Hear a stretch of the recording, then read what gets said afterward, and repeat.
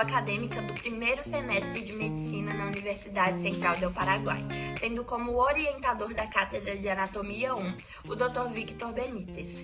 Também conto com a colaboração dos meus colegas de classe para a pesquisa e a execução do nosso trabalho, sendo eles Diogo Garcia, David Henrique, Elaine Gabriela, Louise Costa, Marlon Oliveira, Ruta Analia e eu, Paloma Rezende. Bom, o tema abordado será sobre a acalásia esofágica, uma revisão atualizada sobre a fisiopatologia, diagnóstico e manejo terapêutico. Com isso, nós temos por definição que a acalásia esofágica é um distúrbio motor primário em que há perda de peristaltismo ao nível do esôfago distal, sendo associado à falha no relaxamento do esfíncter esofágico inferior durante o processo de deglutição, que seria o processo de engolir os alimentos. Portanto, trata-se de um distúrbio neuromuscular que causa a falta do relaxamento do esfíncter esofágico inferior, o que dificulta muito a passagem dos alimentos que consumimos e engolimos para o estômago, consequentemente afetando a capacidade do esôfago de transportar os alimentos. Seguindo esse raciocínio, existem diversas dúvidas sobre o mecanismo que desencadeia a degeneração neural na acalásia, levando em conta a influência de fatores genéticos, de fatores autoimunes e também ambientais. Em relação ao diagnóstico preciso e a distinção de outros distúrbios motores esofágicos, permanecem sendo um grande desafio, apesar dos avanços da medicina e também opções terapêuticas, as quais atualmente, infelizmente, ainda têm limitações em termos de porcentagem de sucesso, em termos de risco e de necessidade de repetição. Por isso, há a necessidade de pesquisas para compreender melhor a fisiopatologia, para melhorar o diagnóstico e também para otimizar o tratamento da acalásia esofágica. Dessa forma, para abordar essa questão de forma abrangente, sendo relacionada como uma questão geral de pesquisa, da qual derivam as questões específicas que norteiam o desenvolvimento do nosso estudo, eu prontifico o questionamento. Quais os avanços da compreensão da fisiopatologia, do diagnóstico e do tratamento terapêutico da acalásia esofágica de acordo com a literatura científica? Além disso, eu também questiono quais são os avanços mais recentes na compreensão dos mecanismos relacionados aos fatores fisiopatológicos envolvidos no desenvolvimento e na progressão da acalásia esofágica. A minha terceira pergunta é: quais são as técnicas diagnósticas atualizadas para a detecção da acalásia esofágica? E por último, quais são as diferentes opções terapêuticas disponíveis para o tratamento? Com base nestas questões apresentadas, direcionamos a nossa pesquisa a fim de analisar os avanços mais recentes na compreensão dos mecanismos fisiopatológicos envolvidos no desenvolvimento e na progressão da acalásia esofágica, assim como descrever as técnicas diagnósticas atualizadas e também diferentes opções terapêuticas disponíveis para o melhor resultado do tratamento. Em suma, eu gostaria de salientar que a relevância do nosso tema é a razão da justificativa deste estudo. Portanto, as lacunas existentes no conhecimento da fisiopatologia desencadeiam fatores de risco para o mecanismo molecular e genético envolvidos na acalásia. Da mesma forma que os atuais desafios de diagnóstico e a necessidade de ferramentas mais precisas estabelece as bases para a exploração de novos biomarcadores e de novas tecnologias. Finalmente, as limitações terapêuticas destacam a importância de desenvolver abordagens mais eficazes, mais seguras e mais duradouras para a gestão ideal desta condição. Buenas noches, yo soy la alumna Ruth Gallardo y en esta oportunidad le voy a estar hablando un poquito de lo que vendría a ser el tratamiento de la acalasia esofágica. Bien se sabe que la acalasia esofágica es una patología que no tiene un tratamiento curativo, pero el tratamiento farmacológico cumple un papel muy importante en su tratamiento, principalmente en las primeras etapas de esta patología. Aunque los medicamentos no pueden curar la acalasia, estas alivian los síntomas y les da una mejoría a la calidad de vida de los pacientes.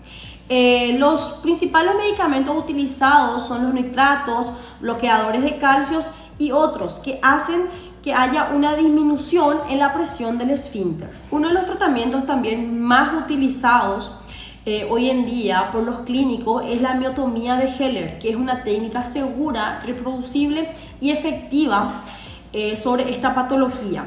Ella alivia principalmente los síntomas de los pacientes y por sobre todo hace que haya una reducción total del esfínter esofágico.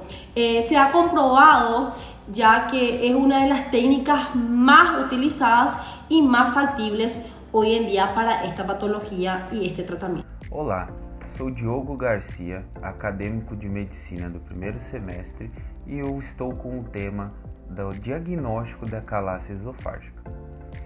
O diagnóstico da calásia esofágica é feito através de exames principalmente de imagem.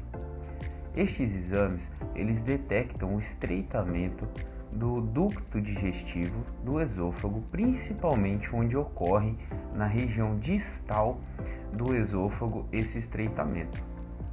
Como nós já abordamos os meios de tratamentos que são feitos por cirurgias ou alguns remédios e a patologia, a fisiologia dela, aqui nós vamos somente descrever como que é feito os métodos de diagnóstico, sendo eles radiografias convencionais, estes mostrando alterações simples, podem ser níveis hidroaéreos ou qualquer outro artefato que indique uma alteração dessa região.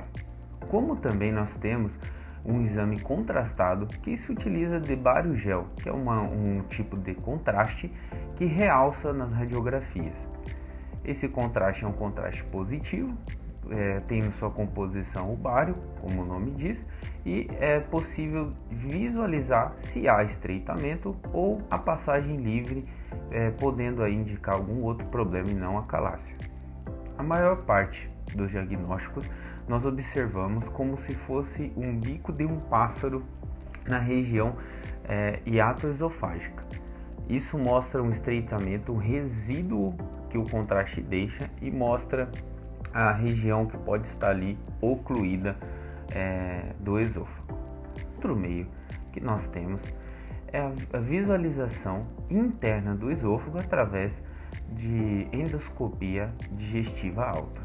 Vai adentrar o esôfago e dessa maneira, visualizando todas as estruturas internas, se podem ter danos causados por possíveis refluxos que ocorrem na calásia, como também o estreitamento visto por dentro. Alguns tratamentos endoscópicos utilizam o botox para que mantenha esse canal aberto. Eles dilatam com um balão de gás o esôfago e aplica assim o botox, que é uma toxina que vai deixar os músculos mais rígidos e assim evitando o estreitamento. Tanto no diagnóstico como no tratamento é utilizado a endoscopia para alguns casos, além das formas farmacêuticas que discutimos já. Já no contrastado, nós temos somente a visualização radiográfica e que vai definir os graus que vão ter da patologia e também o tamanho dessa oclusão. Bom, assim nós temos então resumidamente os meios de diagnóstico são por imagens. Dessa forma facilita muito o tratamento, quanto mais precoce, mais prévio, traz mais conforto ao paciente e também com mais segurança. Muito obrigado. Olá, me chamo Marlon e hoje eu vou falar sobre anatomia do esôfago. De uma forma bem simplificada, o esôfago ele é um tubo fibromuscular de 25 centímetros que vai da faringe a nível C6, chegando ao estômago a nível T11. Ele também é dividido em 3 partes: cervical, torácica e abdominal. Na cervical ele cursa através do pescoço, na parte torácica ele é localizado no tórax, especificamente no mediastino, e no abdômen ele através do diafragma, alcançando o estômago. O esôfago também ele se relaciona com algumas estruturas, a tráquea e o esôfago eles cursam próximo ao pescoço, com a coluna vertebral situada posteriormente ao esôfago. Já na parte torácica, passa os grandes vasos, levam os grandes vasos e nervos torácicos, né? E ficam próximo à aorta torácica e às veias ácidas, né? Depois disso, ele perfura o diafragma pelo hiato esofágico, chegando ao abdômen, que fica do lado esquerdo, próximo ao lóbulo do esquerdo do fígado, que chegando ao estômago. Olá, meu nome é David Henrique Moreira e, para concluir, apesar de ser uma doença pouco frequente, é importante que os especialistas considerem essa enfermidade, principalmente por aquelas pacientes que podem apresentar disfagia e regustação constante.